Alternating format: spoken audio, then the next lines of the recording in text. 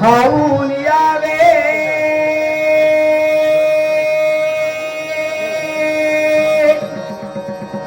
नाटरंगणा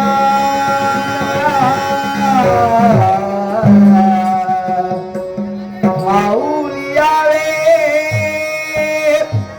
नाटरंगणा तू श्री गजानना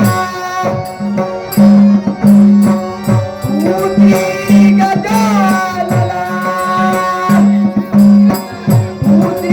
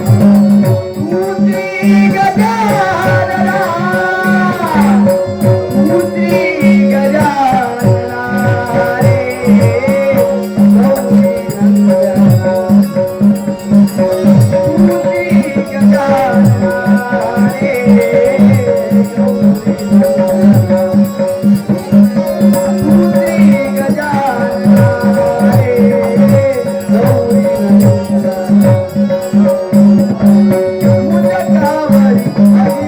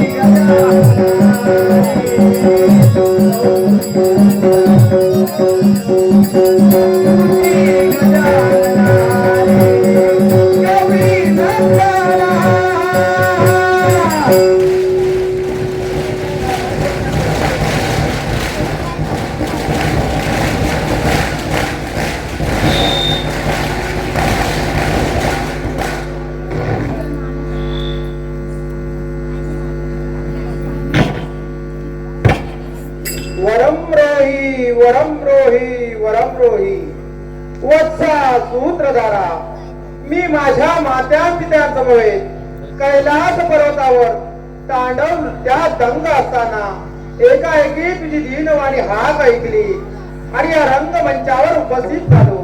मग सांग रे भक्ता, एकाएकी हाक देण्याचं कारण? विघ्ने बहु येती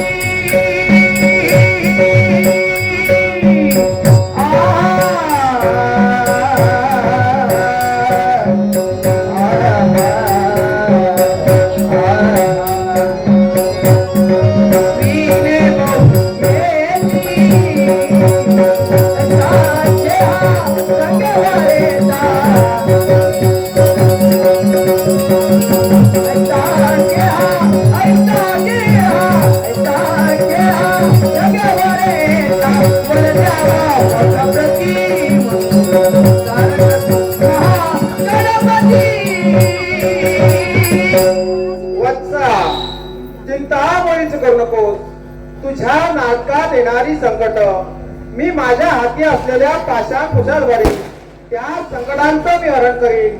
अन्य कोणती इच्छा? अन्य ही बाले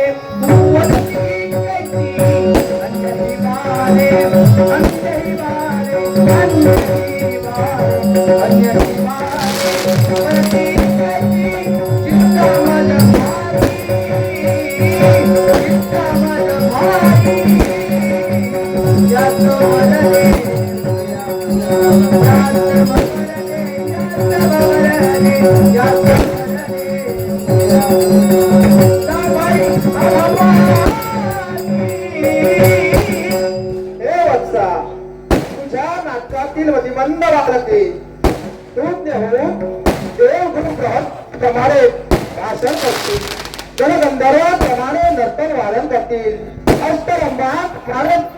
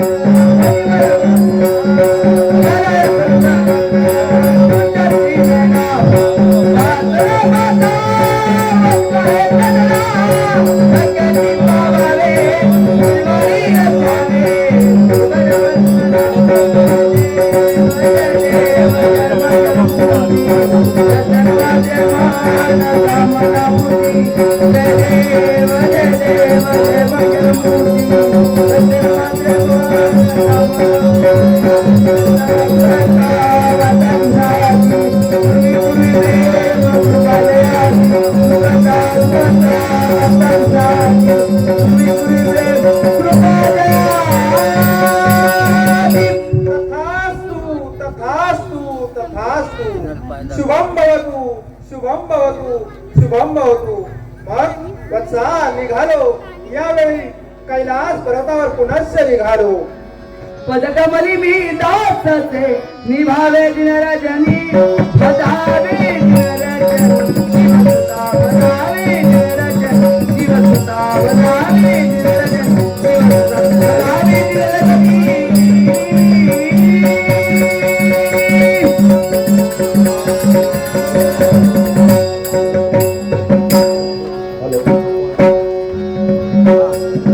हॅलो सुस्वागतम सुस्वागतम. रंगदेवता व रसिक प्रेक्षकांना विनम्र अभिवादन करून 14 विद्या 64 कलांचा अधिपती श्री गणेश यांच्या चरणी नतमस्तक होऊन देवी सरस्वतीला स्तवन करून तसेच श्री देव महापुरुष याला वंदन करून युवतरुण उत्साही मंडळ सर्जक आयोजित आपल्या गावातील हौशी कलाकारांचा संयुक्त मंडळीत दशावतार नाट्यप्रयोग शरीर लक्ष्मी युक्त शरीर लक्ष्मी युक्त शरीर लक्ष्मी युक्त.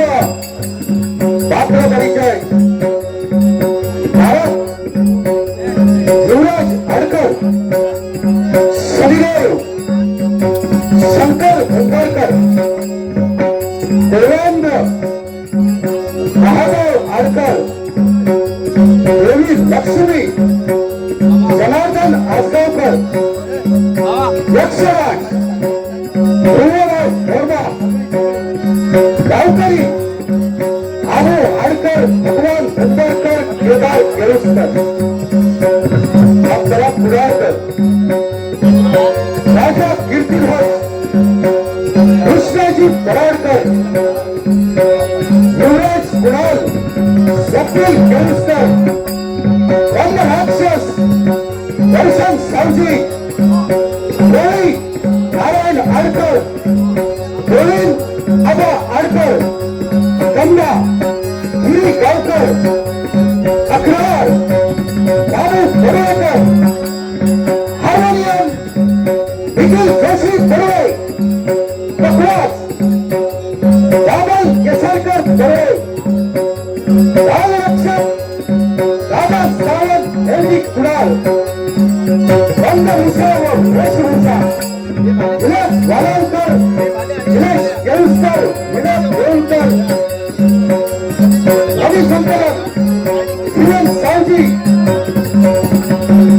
रिक्सिन बाबा सावजी धीरज आचरेकर दादा मेस्त्री शेखर जाधव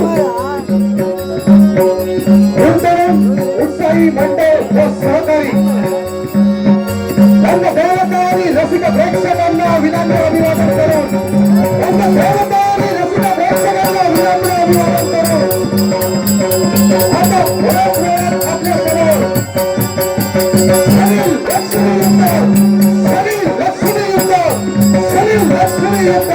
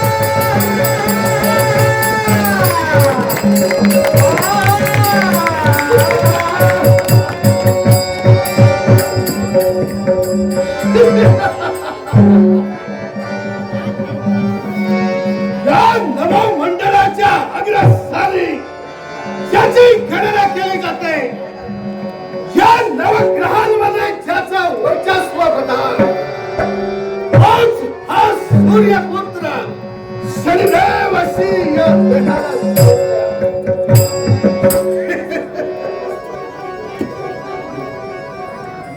हा शनिदेव म्हणजे कोणी कमी नव्हे. ज्यावेळी हा शनिदेवाचा जन्म झाला, त्यावेळी माझा पिताश्री म्हणजे सूर्यदेव, ज्यावेळी या शनिदेवाचं मुखावलोकन करण्यासाठी ज्यावेळी या शनिदेवाच्या समोर आले, त्यावेळी घडलं ते काय अगणित कृत्य. नजरेला नजर भिडताच क्षणी माझ्या पिताश्रींच्या शरीराला संपूर्ण कुष्ठरोगाने पछाडलं. त्यांच्या अश्वाचे सारथी अंध झाले, अश्वालुळे झाले.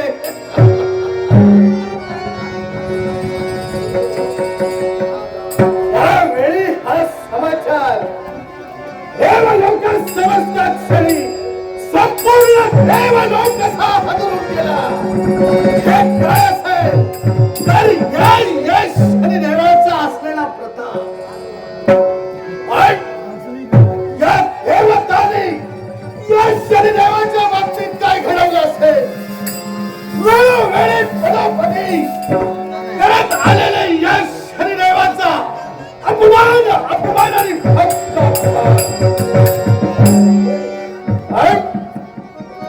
या अपमानाचा बदला कसा आणि कशा प्रकारे घ्यावा याचाच विचार हा शनिदेव करतो आहे. कारण 33 कोटी देवतांमध्ये या शनिदेवाचं वर्चस्व काही कमी नव्हे. न्यायाचा न्यायदंड या शनिदेवाच्या हाती असून शेवट शनिदेवाच्या पाठी आला ते काय अपमान अपमान आणि फक्त अपमान.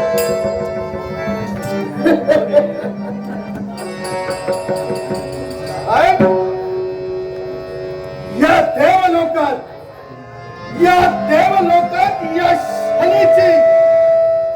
या शनीची पूर्ण छाया कशी प्रस्थापित झाली पाहिजे आणि या एकाच गोष्टीचा विचार फक्त हा शनिदेव फक्त हा शनिदेव फक्त हा शनिदेव करतो आहे.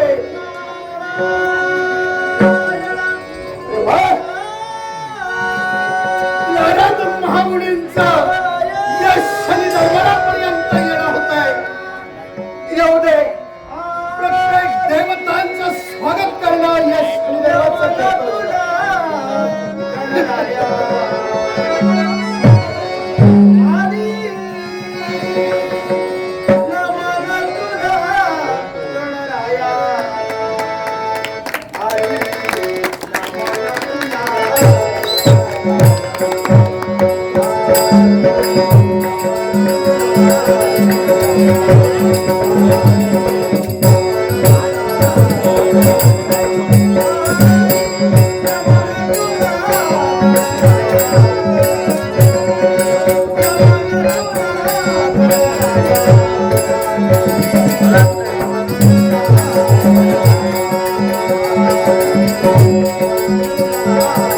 Thank you.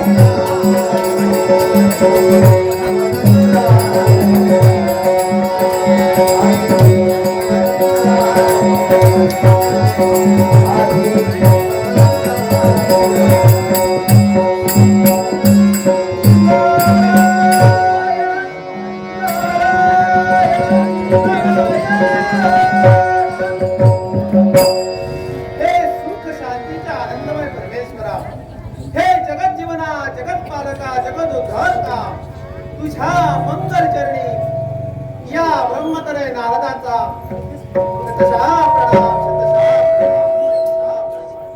देवा. तुझ्या मंगल नामाने तुझ्या सद्भक्तांचा उद्धार होतोय आणि म्हणूनच तुझे मंगल नाम गुण गात या त्रिभुवनात मी एकसारखा भ्रमण करतोय.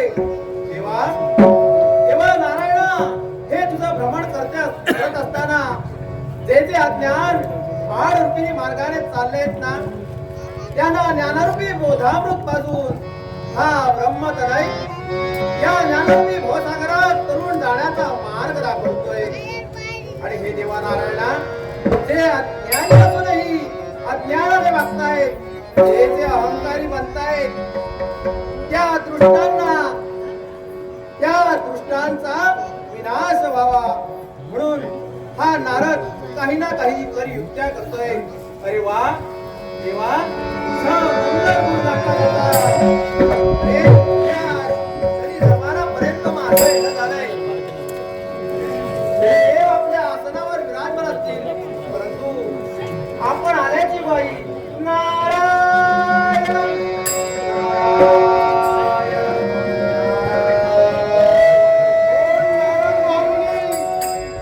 नमो नमः, नमो नमः, नमो नमः, ओ नमः. कल्याण होईल, कल्याण होईल, कल्याण होईल. देव मामुनी, या क्षणी दरबारामध्ये आपलं येणं झालंय. सुस्वागतम, स्वागतम. वा वा.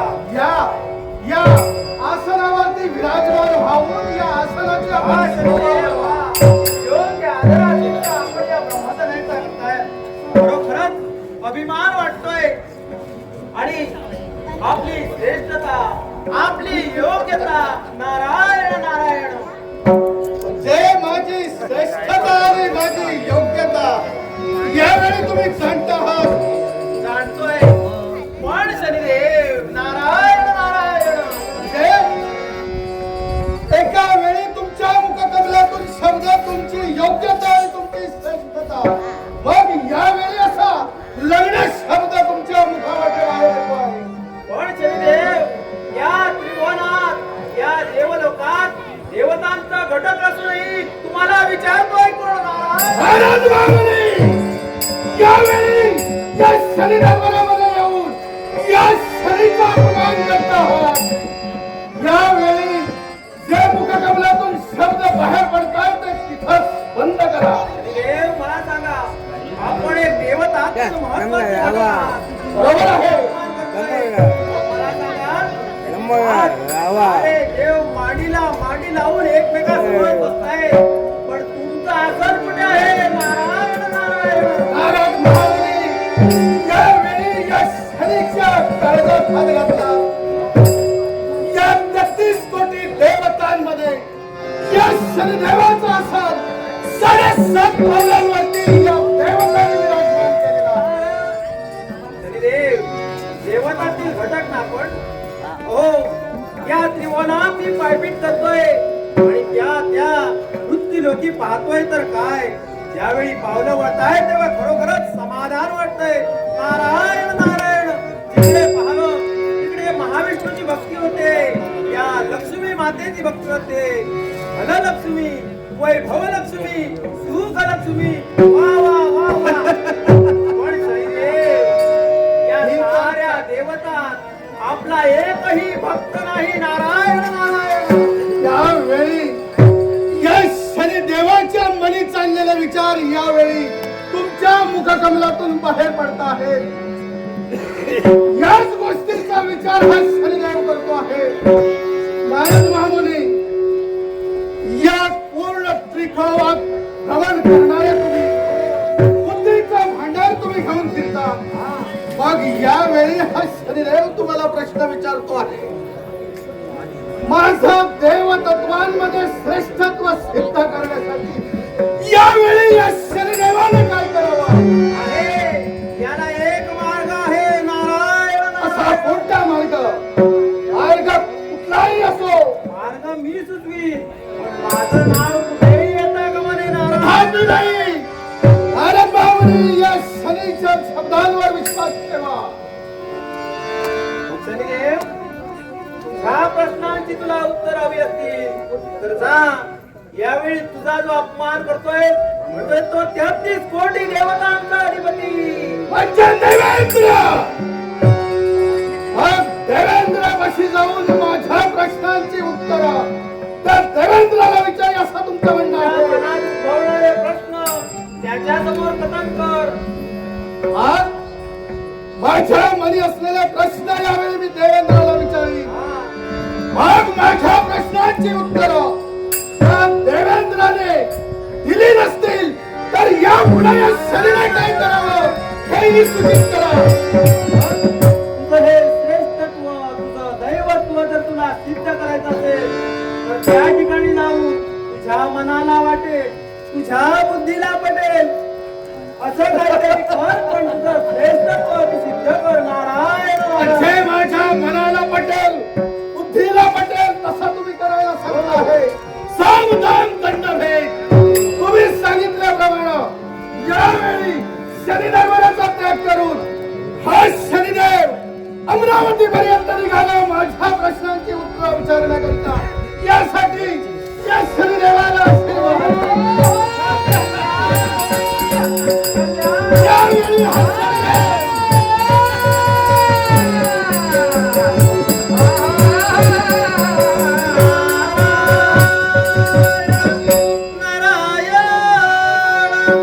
अरे वा शनिदेव, आज तुझ्या मनात या ब्रह्मदय नारदानं, आज तुझ्या मनात मी कलहाचं बीज पेरलं आहे. नारायण नारायण. हे देवा, निमित्त मात्र मी असलो तरी देवा नारायणा करता करविता तू आहेस. आणि म्हणूनच या ठिकाणी मी जे कलह नाट्य निर्माण केलंय या माझ्या कलह नाट्यात मला यशाची प्राप्ती घडून दे.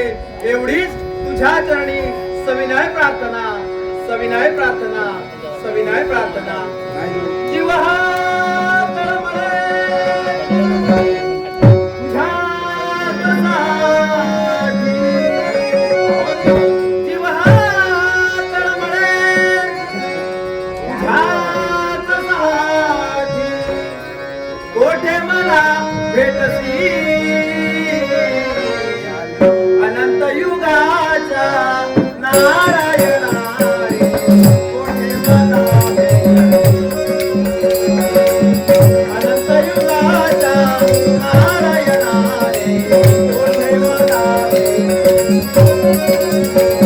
अनंत युगाच्या नारायणा रे.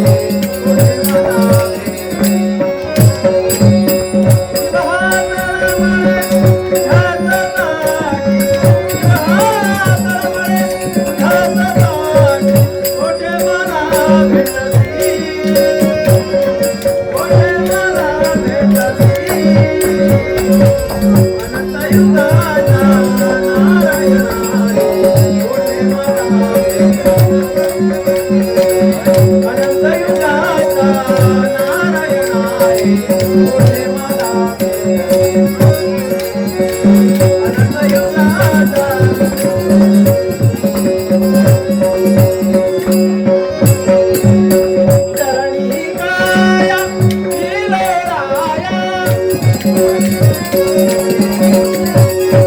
चरणी काया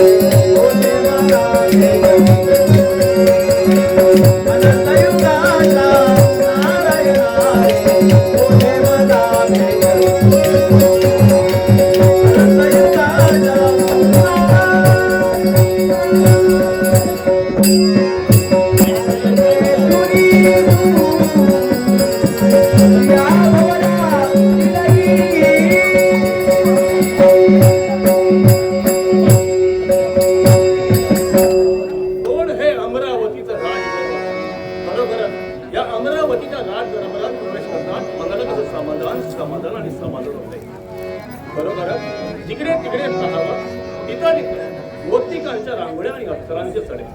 खरोखरच 40 लोक कशी हात जोडून आमच्या समोर उभी आहेत. खरोखरच भगवंता ही सारी तुझीच कृपा आहे. भगवंता ज्या वेळेला आम्हाला हा नरजन्म मिळाला त्यावेळी आम्ही ठरवलं होतं की हा जो नरजन्म आम्हाला मिळालाय तो खरोखरच सार्थकी करायचा.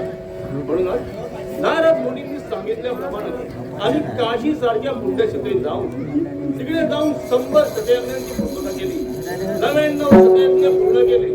पण राहिला तो सोम यागासारखा महायज्ञ.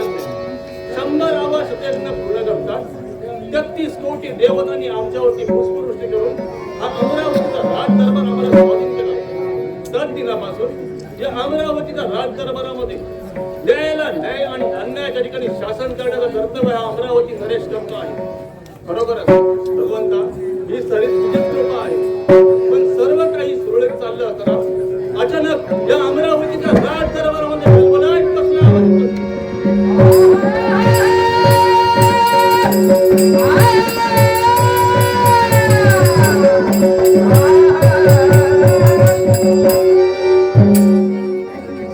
अमरावती पर्यंत या शनिदेवाचा यश झालाय. मनातील इच्छा परिपूर्ण करणं हा एकच ध्यास ठेवून या अमरावती पर्यंत या शनिदेवाची पावलं पोचली. यावेळी आपण आलोची जाणीव देवेंद्र यांना करून द्यावी हेच ठीक. कोण? अमरावती नरेश देवेंद्र महाराज. नमो नमः, नमो नमः, नमो नमः. शनिदेव सुस्वागतम सुस्वागतम सुस्वागतम. अरे वा, सुस्वागतम सुस्वागतम सुस्वागतम. आनंद आहे. पण शनिदेव आज षण्मासाचा दरबार नसतानाही तुमचं आगमन इथपर्यंत होतंय का आणि कशासाठी शनिदेव? कारण एकच, मनी असलेले प्रश्न आणि त्या प्रश्नांची उत्तरं यावेळी शनिदेव तुमच्या पाशी मागण्यासाठी आला आहे. शनिदेव तुमच्या मनामध्ये प्रश्न उपस्थित होत आहे. खरोखरच तुमच्या मनातील जर प्रश्न योग्य असतील तर खरोखरच आज तुम्हाला या प्रश्नांची उत्तरं मिळतील. देवेंद्र महाराज, प्रश्न योग्य असो की अयोग्य असो, ज्यावेळी या 33 कोटी देवतांचा अधिपती म्हणून तुम्ही या आसनावर विराजमान झालात, त्यार्थी या सर्व देवतांच्या मनी असलेल्या प्रश्नांची उत्तरं तुम्हाला देण्यात येत आहे. यासाठी माझा पहिला प्रश्न, या देवतत्वामध्ये सर्वात श्रेष्ठ देवता ती कोणती? शनिदेव तुम्ही आम्हाला प्रश्न केला की या विश्वामध्ये सर्वात श्रेष्ठ देवता कोणती? मग ऐका शनिदेव, या जर पृथ्वी तलावरती सर्वात श्रेष्ठ देवता कोण असतील तर मग ती या पृथ्वीचे निर्माते म्हणजे ब्रह्मा विष्णू आणि महेश हे या पृथ्वी तलावरती श्रेष्ठ आहेत. म्हणजे राजा तम आणि सत्व हे आम्ही जाणतो आहे. पण यावेळी हा शनिदेव तुम्हाला दुसरा प्रश्न विचारतो आहे. ज्यावेळी हा शर्मसाचा दरबार भरला जातो, त्या शर्मसाच्या दरबारामध्ये तुमच्या मांडीला मांडी लावून हे 33 कोटी देवता विराजमान होतात. व या शनिदेवाचा आसन 7.5 पावलांवरती तुम्ही देवतांनी ठेवला आहे. काय आणि कसा करिता?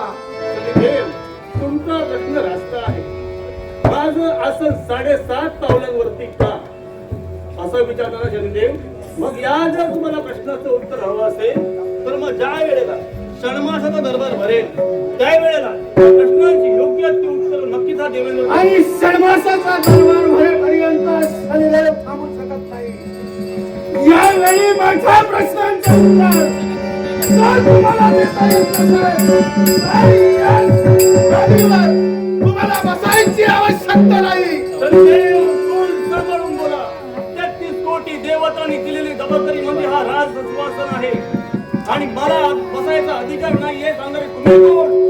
या 33 कोटी देवतांमधील एक महत्वाचा घटक हा शनिदेव, ज्याच्या हाती न्यायाचा न्यायदंड आहे. तो शनिदेव तुम्हाला सूचित करतो आहे. जर राजगादीवर बसायचं असेल तर माझ्या राजगादीवर बसा आणि यावेळी ही राजगादी या शनिदेवाच्या स्वाधीन करा आणि अशक्य गोष्ट शक्य करणं हे शनिदेवाचं कर्तव्य. यासाठी हा शनिदेव आपलं कर्तव्य सिद्ध करण्यासाठी कुठल्याही थराला जाऊ शकतो. शनिदेव, ही राजगादी मी तुम्हाला सहजासहजी देणार नाही. पहिला आणि शेवटचं सांगतोय, ध्यानात ठेवा. जर सहजासहजी मिळत नसेल तर तुझ्याशी संघर्ष करून यावेळी हा शनी काय करतोय ते फक्त बघा. सावधान. देवेंद्र, तुम्हाला युद्धाची लंकाई देतोय. खरोखरच हा देवेंद्र तुझ्यापेक्षा कमी नाही. होऊन जाऊ दे.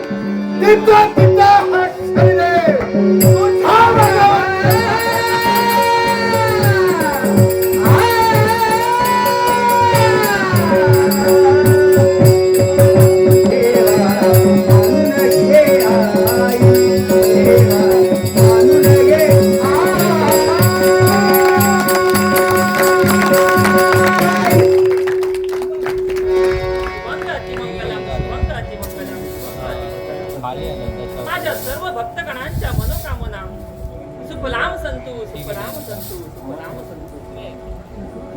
त्या लक्ष्मीचा जन्म एका सागर मंथनातून झाला. सागर मंथनामध्ये जशी रत्ने बाहेर पडली तशीच ती एक लक्ष्मी, लक्ष्मीचा उगम. जन्म होता क्षणी हातामध्ये होती ती एक प्रेमाची वरमाला. प्रेमाची वरमाला हाती होतीच खरी, परंतु समोर उभे होते ते 33 कोटी देव आणि देवता. 33 कोटी देव देवतांमधून कोणाच्या कंठी माला अर्पण करावी हे काही सुचत नव्हते. एवढ्यात लक्ष गेला ते समोर असणाऱ्या वैकुंठवासी नारायणांकडे. अंगात असलेली भरभरी वस्त्रे, चेहऱ्यावरती असलेली ती शीतलता मन फार हरवून गेले. मनामध्ये असलेले चित्र धनी असावे तर असेच. विलंब न करता हातातील असलेली प्रेमाची वरमाला भगवान विष्णूच्या कंठी अर्पण केली. एवढेच नव्हे, ज्याप्रमाणे भगवान विष्णूच्या या साऱ्या पृथ्वी तलावरती अनेक भक्तगण आहेत, त्याचप्रमाणे या लक्ष्मी मातेचेही अनेक भक्तगण या पृथ्वी तलावरती आहेत. ही लक्ष्मी माता प्रत्येक भक्ताच्या मनोकामना पूर्ण करण्यासाठी सदैव तत्पर असते, सदैव तत्पर असते, सदैव तत्पर असते. कोणी म्हणताय वैभव लक्ष्मी, कोणी म्हणताय वैभव लक्ष्मी, तर कोण म्हणताय धनलक्ष्मी. जी वैभवाची आणि ऐश्वर्याची प्राप्ती करून देते तीच वैभव लक्ष्मी. ज्यामुळे धन आणि दौलत तुम्हाला प्राप्त होते तीच धनलक्ष्मी आपल्या सर्व भक्तगणांना शुभ आणि मनोकामनाच्या आशीर्वाद देते. लक्ष्मी एक चंचल आहे. आज या ठिकाणी दिसते तर उद्या त्या ठिकाणी, कधी एका ठिकाणी तुम्हाला स्थिर सापडणार नाही. कारण ज्या ठिकाणी कलह नांदलेला आहे, ज्या ठिकाणी क्लेश आहे, ज्या ठिकाणी अस्वच्छता आहे, त्या ठिकाणी ही लक्ष्मी कधी स्थिर राहणार नाही. त्या ठिकाणाचा नेहमी त्वरित त्या ठिकाणाचा त्याग करून निघून जाईल. पण ज्या ठिकाणी ही लक्ष्मी स्थिर राहील त्या ठिकाणी मात्र सुख आणि समृद्धी नांदेल, धन दौलत नांदेल. हे मात्र नक्की. धन हे या कमळाप्रमाणेच आहे. जसे कमळ एका चिखलाच्या पाण्यामध्ये फुलून येते, त्यावरती एकही चिखलाचा डाग मात्र उडत नाहीये. किती चिखल आजूबाजूला असला तरी कमळ हे आपलं फुलण्याचं काम बरोबर करतंय. त्याचप्रमाणे धन सुद्धा कोणत्याही ठिकाणी वाढू शकतं, कोणत्याही ठिकाणी फुलू शकतं. परंतु काही कालानंतर हे कमळ मात्र कोमेजून जातंय. कधी ते स्थिर राहत नाहीये. त्याचप्रमाणे धनही तुमचं कधी एका ठिकाणी स्थिर राहणार नाही. काही कालानंतर ते नक्कीच कमी होईल. अशा प्रकारे ही माता लक्ष्मी तुम्हाला आशीर्वाद देते. आशीर्वाद देत असते मी फार काळ मात्र लोटला.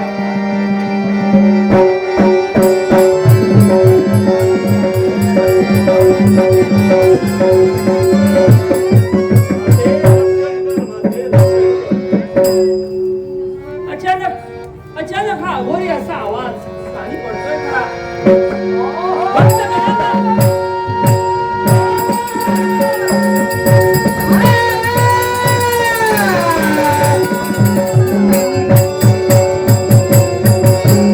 भक्तगणांना आशीर्वाद देत असते वेळी फार काळ लोटला. एवढ्याचा अघोरी आवाज माझ्या कानी ऐकू आला. कोण इंद्रदेव, आपल्या महालामध्ये आपलं स्वागत आहे. आहे शुभ आणि मंगल अशा तऱ्हेचा आशीर्वाद. परंतु इंद्रदेव, आपण या माझ्या महाली आलायत खरे, परंतु आपल्या चेहऱ्यावरती दिसतोय तो चेहऱ्यावरती काय दिसतंय? एक भयभीत असं वातावरण, भयभीत असा भाव दिसतोय. त्याचं कारण कोणतं असेल ते बरोबर ओळखलं माते. मी माझ्या अमरावतीचा राज दरबार 33 कोटी देवतांनी जबाबदारी पार पडत असताना अचानक शनिदेवाची तिकडे एंट्री झाली आणि त्याने माझ्याकडे हे अमरावतीचं राज सिंहासन मागितलं. त्यानंतर मी त्याला नकार दिला व त्याच्याने माझ्यामध्ये युद्ध झालं. इथवर आलोय. काय म्हणताय? रक्षण कर. या शनिदेवांची यत्वर तुमचं राजगादी मागण्याची तुमच्यापर्यंत इच्छा झाली आणि तुम्ही त्याला नकार दिला म्हणजे तुमचा मागावरती आहे. काय म्हणताय? मी तुम्हाला वचन देते, मी तुमचा नक्कीच सांभाळ करेन. धन्यवाद माते, धन्यवाद. पण अजूनही तोच प्रवास माझ्या कमलोपटलांवरती पडतोय.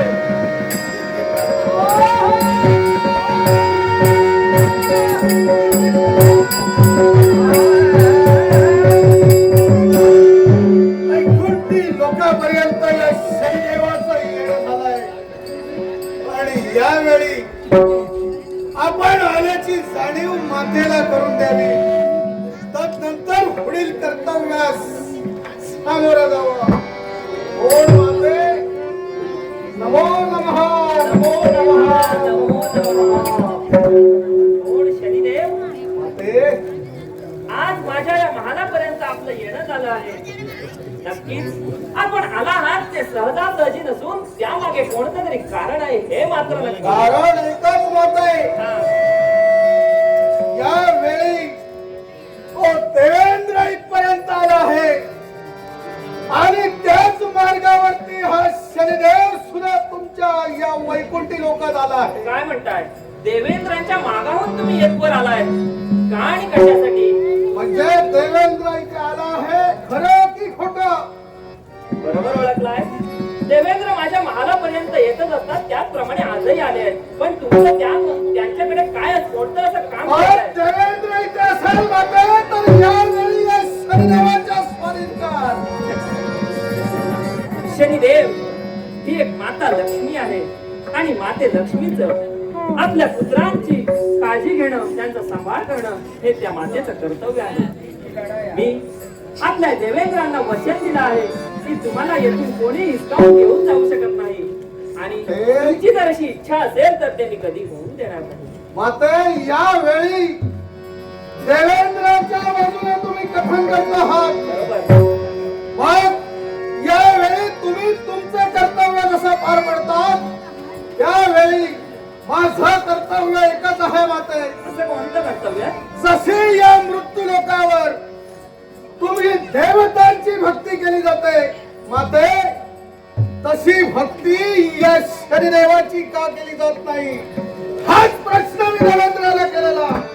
पण माझ्या प्रश्नाचं उत्तर तो 33 कोटी देवतांचा अधिपती असूनही देऊ शकला नाही.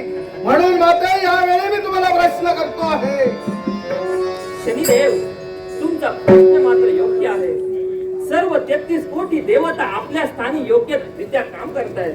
त्याचप्रमाणे तुम्हालाही योग्यरित्या कामं जी दिलेली आहे ते तुम्ही करताय. हा असा अट्टहास करून योग्य नव्हे. आपले काम आपण करावे. देवदेवतांचं काम देवदेवता करतायत हे तुम्हाला ज्ञात असू द्या. माते हे माझ्या प्रश्नाचं उत्तर नव्हे आणि यावेळी माझ्या प्रश्नाचं उत्तर तुमच्या जवळही नसेल तर हा शनिदेव यावेळी माताला माता सुद्धा म्हणणार नाही. माझ्या मनातील इच्छा परिपूर्ण करण्यासाठी हा शनिदेव कुठच्याही थराला जाऊ शकतो. शनिदेव थांबा. तोंडाला आळा घालून बोला. एका मातेशी तुम्ही बोलता आहात. पुत्राला पुत्रही म्हणणार नाही. या पृथ्वी तलावरती जी काही भक्ती होते, जी काही पूजा होते, ती कोणी त्यांच्यावरती लादू शकत नाही. कोणाला वाटतंय माता लक्ष्मीची पूजा करावी, कोणाला वाटतंय भगवान विष्णूंची पूजा करावी, तर कोणाला वाटतंय श्री शंभू महादेवांची पूजा करावी. ज्याच्या त्याच्या मनाचा प्रश्न आहे. कोणी आपल्या परीने, आपल्या भावनेने, आपल्या भावनिक वृत्तीने पूजा करत आहे. त्यांना आपण असं कधीही लादू शकत नाही की फक्त आणि फक्त आपल्या शनिदेवांची पूजा करा. हे होणं कदापि शक्य नाही. आणि ते झालंच पाहिजे. नाहीतर यावेळी या शनिदेवाची इच्छा अशी आहे की माझी भक्ती या मृत्यू लोकांच्या ठिकाणी होत नसेल तर या तिन्ही देवतांची भक्ती यावेळी बंद करा. पुनश्च एकदा सांगते तुम्हाला, शनिदेव पुत्र आहात, पुत्रासारखे वागा. एका मातेकडे इच्छा घेऊन आलाय ती खरी, परंतु भक्ती बंद करण्याची इच्छा ही अयोग्य आहे आणि ती इच्छा कदापि ही माता तुमची पूर्ण करणार नाही. परंतु जर तुम्हाला युद्धासाठी काही आव्हान मला करत असाल तर पुत्राला पुत्र म्हणणार नाही. शस्त्र हातात घ्यावं लागलं तरी चालेल, शस्त्र हातात घेईन, पण भक्ती बंद होणार नाही. यावेळी झालेल्या अपमानाचा बदला कशाही प्रकारे घेण्यासाठी हा शनिदेव सज्ज आहे. ठीक आहे माते, तुमची तशी इच्छा असेल तर आज शनिदेवाची काही ना नाही. ठीक आहे. असं हे असेल तर ही माताही आज शस्त्र हातात घेण्यासाठी तयार आहे. सावधान राहा.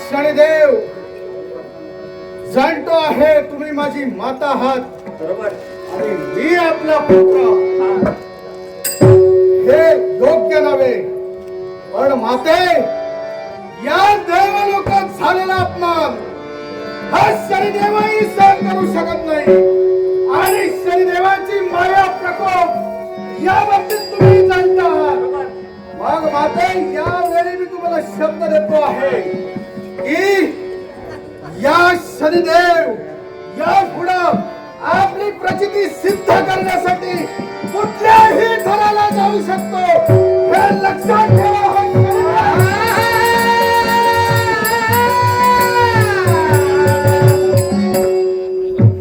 शनिदेवांनी मला आव्हान तर केलंय कोणत्याही थराला जाऊन भक्ती मार्ग तर बंद करणार आहेत हे नक्कीच शनिदेवांचा प्रकोप हा फार वाईट आहे काही अघोरी दृष्ट घडण्या अगोदरच आपण एक दृश्य रूपात त्या ठिकाणी जाऊन पाहावं हेच योग्य निघाले जगदंबे जगदंबे जगदंबे